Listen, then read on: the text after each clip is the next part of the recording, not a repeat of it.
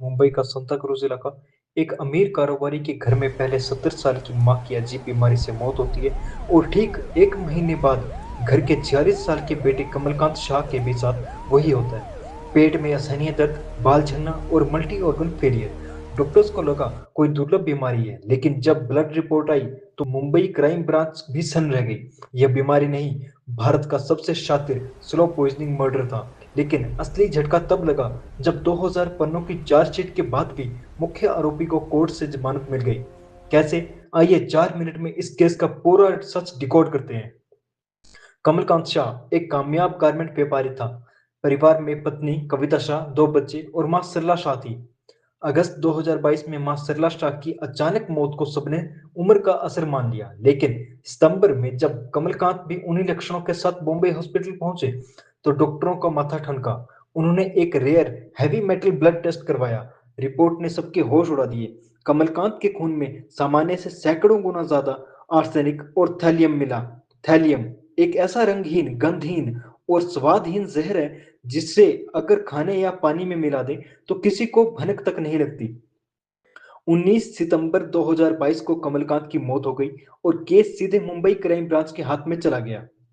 Crime branch ने सबसे पहले घर के सभी लोगों का ब्लड टेस्ट करवाया। यहीं पर कमलकांत की पत्नी कविता शाह ने बचने के लिए एक शातिर चाल चली। उसने टेस्ट में 7 दिन की देरी की और जानबूझकर खुद भी बहुत कम मात्रा में थैलियम ले लिया ताकि पुलिस को लगे कि घर के पानी में ही कोई जहर था। लेकिन फोरेंसिक एक्सपर्ट्स ने उसकी चालाकी पकड़ ली। रिपोर्ट से साबित हो गया कि उसने जहर सिर्फ खुद को विक्टिम साबित करने के लिए लिया था। जब पुलिस ने कविता के फोन की डिटेल्स खंगाली तो उसके सीक्रेट लवर हितेश जैन का नाम सामने आ गया।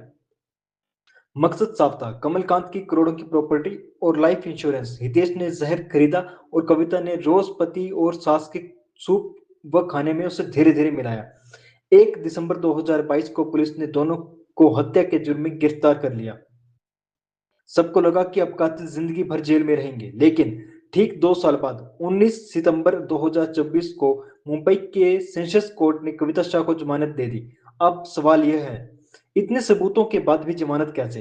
कानूनी विश्लेषण के अनुसार भारतीय अदालतों में थैलियम जैसी स्लो पॉइजनिंग के मामलों में कोई प्रत्यक्ष गवाह नहीं होता।